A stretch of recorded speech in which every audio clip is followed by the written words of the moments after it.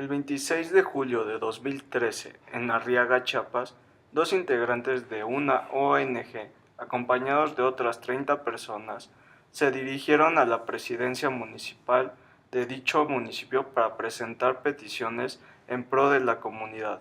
Al llegar ahí, les impidieron el paso un grupo de policías municipales. Después, el alcalde recibió las peticiones y se comprometió a dar una respuesta el 2 de agosto de 2013. En esta fecha, el mismo grupo de personas acudió a recibir la respuesta acordada. De igual manera, se les impidió el paso alegando que aún no había una respuesta.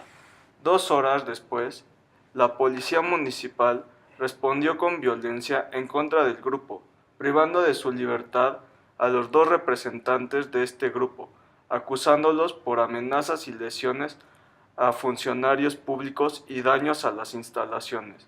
Finalmente, el 5 de agosto de 2013, se presenta una queja ante el Consejo Estatal de los Derechos Humanos de Chiapas y el 16 de agosto la comisión determina que los funcionarios violaron los siguientes derechos humanos. Derecho a la libertad personal y derecho a la seguridad jurídica. Según la Constitución mexicana, los artículos 14 y 16 disponen que nadie puede ser privado de su libertad ni molestado en su persona sin que exista previamente una orden fundada y emitida por una autoridad. Mientras que para la Corte Internacional, en el artículo 7, nadie puede ser sometido a detención o encarcelamiento sin causa alguna, y se debe garantizar el derecho de las personas a igualdad plena, ser oídas de forma imparcial y pública. Derecho a la defensa. Según la Constitución mexicana, en el artículo 20 dice que todo sujeto tiene derecho a una legítima defensa, ya sea con un abogado designado o con una persona de confianza. Mientras que para la Corte Interamericana, en el artículo 8.2, dice que toda persona arrestada o presa tiene derecho a oportunidades, tiempo e instalaciones adecuadas para recibir visitas de un abogado.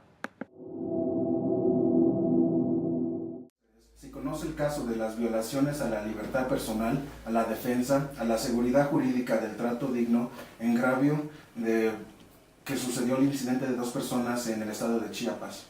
Bueno, sí, a detalle, la verdad es que no lo conozco, pero sí sé que en Chiapas la situación de los derechos humanos es bastante crítica porque pues, es un estado pobre, de una población de indígenas muy importante. Y pues bueno, las autoridades a veces abusan, ¿no?, de su poder en contra de los propios ciudadanos, ¿no? Y la segunda pregunta es que, ¿qué crees si los derechos humanos se ejercen adecuadamente en México y por qué? Yo creo que no, yo creo que el ejercicio de los derechos humanos en este país todavía tiene mucho camino por recorrer, entre otras cosas porque la gente no conoce sus derechos humanos y tampoco los exige, y además las autoridades mexicanas están normalmente envueltas en escándalos como este, ¿no?, de Chiapas, no solo por citar uno, porque hablamos también de Guerrero, hablamos de casi todo el país, ¿no? Entonces yo creo que tenemos mucho trabajo por hacer, ¿no? Se conoce el caso de las violaciones a la libertad personal, a la defensa, a la seguridad jurídica, del trato digno en agravio de lo sucedido en Chiapas. Bueno, el caso como tal no lo conozco a fondo, pero bueno, sé que en esta región se presentan muchos casos con estas características, ¿no?, y las violaciones a estos derechos, ¿no? Y la segunda pregunta es, desde una perspectiva internacional, ¿cómo se ejercen los derechos humanos en comparación en México?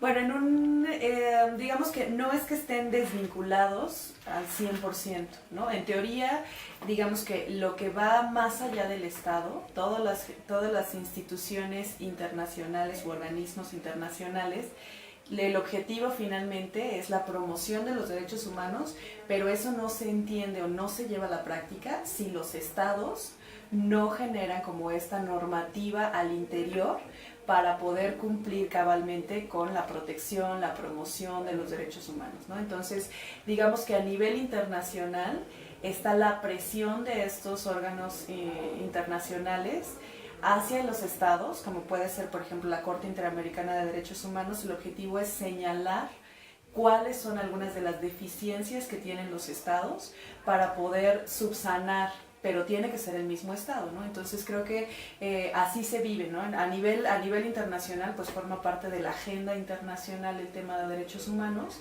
y finalmente el objetivo que tienen estas instancias es la promoción hacia el interior de los estados, ¿no? Finalmente el actor principal que protege, promueve los derechos humanos sigue siendo el Estado.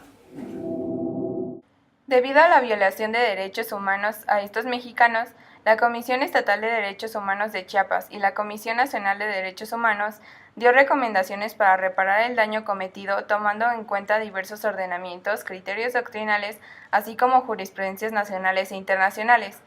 Mencionaron que el Estado debía prevenir, investigar, sancionar y reparar las violaciones de los derechos humanos en términos que estableciera la ley, y que los particulares tendrían el derecho de una indemnización conforme a las bases, límites y procedimientos establecidos en las leyes.